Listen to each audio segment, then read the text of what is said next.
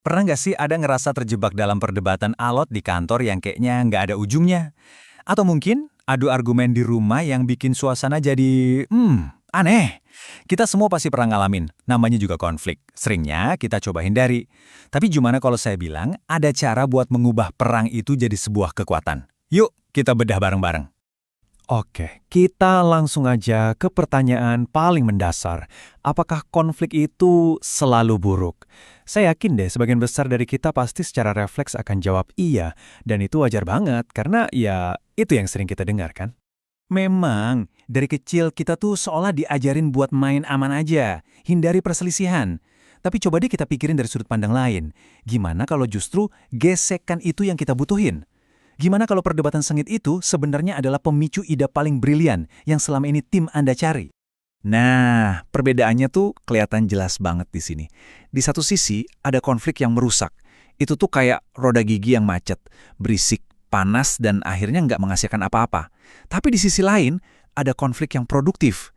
Ini nih, kayak sistem roda gigi yang presisi, di mana setiap perbedaan justru saling mengunci dan menciptakan tenaga buat maju. Itulah tujuan kita. Jadi gimana caranya kita bedain antara roda gigi yang macet sama yang produktif? Nah, di bagian pertama ini kita bakal coba kupas tuntas.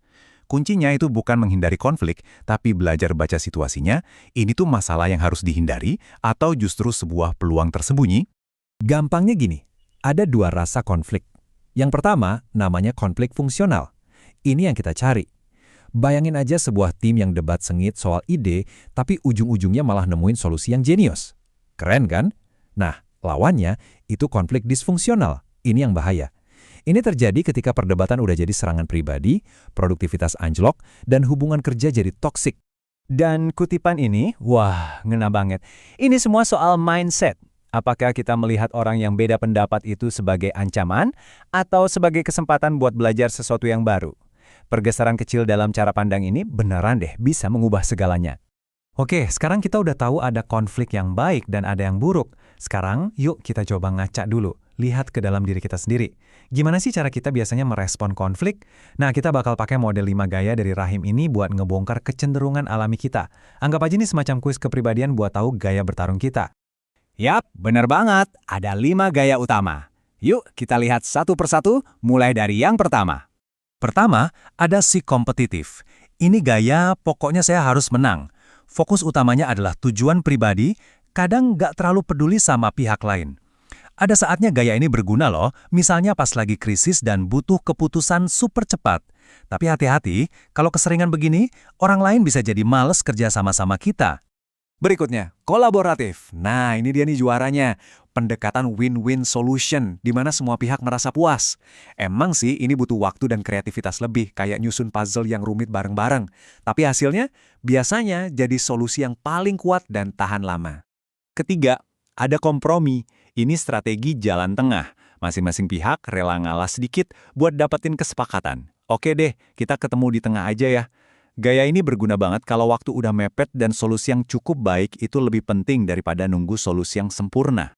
Keempat, si penghindar. Sesuai namanya, gaya ini ya milih buat menjauh aja dari konflik. Kadang-kadang ini bijak kok, terutama buat masalah yang sepele banget. Tapi waspada ya, mengabaikan masalah kecil terus-terusan itu kayak numpuk sampah di pojokan. Suatu saat bisa meledak dan baunya kemana-mana. Dan yang terakhir, akomodatif. Ini adalah gaya, ya udahlah saya ngalah aja. Anda lebih mentingin keharmonisan hubungan daripada menang argumen. Ini bagus buat nunjukin itikat baik, tapi ada risikonya.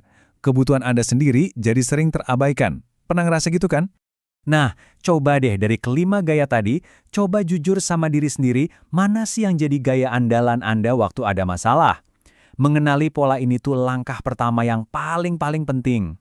Tahu gaya andalan itu penting, tapi jadi master manajemen konflik itu artinya Anda harus fleksibel. Ini bukan lagi soal punya satu palu andalan, tapi punya satu set perkakas lengkap dan tahu kapan harus pakai kunci pas, kapan pakai obeng, atau kapan harus pakai gergaji. Alat pertama dan yang paling umum ada di kotak perkakas kita adalah negosiasi. Ya, ini adalah proses klasik di mana dua pihak duduk bareng, tawar-menawar buat cari kesepakatan, intinya komunikasi langsung buat mecahin masalah. Tapi negosiasi yang hebat itu kayak ngeliat gunung es. Jangan cuma fokus sama posisi mereka yang kelihatan di permukaan, coba gali lebih dalam. Kenapa sih mereka mau itu? Apa kepentingan mereka yang sebenarnya? Terus selalu siapkan plan B atau BTNA. Dan yang paling penting, coba cari cara gimana biar kuenya jadi lebih besar. Bukan cuma rebutan siapa yang dapat potongan paling gede. Tapi kadang-kadang negosiasi berdua aja bisa buntu. Emosi udah terlalu tinggi. Nah, disinilah mediasi masuk. Kita panggil pihak ketiga yang netral, persis kayak wasit dalam pertandingan. Tugas wasit ini bukan nentuin siapa yang menang, tapi mastiin kedua tim bisa ngobrol dengan adil dan nemuin solusi mereka sendiri. Oke, teorinya udah dapet nih. Jenis konflik, gaya pribadi, sama strateginya. Sekarang, gimana kalau kita rangkai semuanya jadi sebuah resep praktis yang bisa langsung Anda pakai? Anggap aja ini buku panduan atau contekan Anda buat ngadepin konflik apapun. Prosesnya simpel banget, cuma 5 langkah. 1. Identifikasi. Apa sih sebenarnya akar masalahnya? 2. Analisis. Siapa aja yang terlibat dan apa maunya mereka? 3. Pilih strategi. Nah, di sini Anda keluarin perkakas yang paling pas dari kotak Anda. 4. Eksekusi. Jalankan rencana Anda. Dan 5. Ini yang paling sering kelewat. Review. Setelah selesai, coba lihat lagi ke belakang. Apa yang berhasil, apa yang kurang. Ini adalah siklus belajar biar ke depannya kita makin jago. Jadi, inti dari semua ini sebetulnya adalah perubahan cara pandang yang fundamental. Di dunia kerja yang modern, konflik itu bukan lagi musuh yang harus dimusnahkan. Tujuannya bukan menciptakan kantor yang hening tanpa perdebatan. Justru sebaliknya, tujuannya adalah membangun budaya di mana gesekan antar ide itu bisa jadi mesin penggerak kemajuan. Dan saya ingin menutup pembahasan kita kali ini dengan sebuah pertanyaan untuk Anda. Dengan semua pemahaman baru ini, saat konflik berikutnya datang, dan itu pasti akan datang, kira-kira bagaimana Anda akan menghadapinya dengan cara yang berbeda? Terima kasih sudah menyimak, sampai jumpa di pembahasan berikutnya.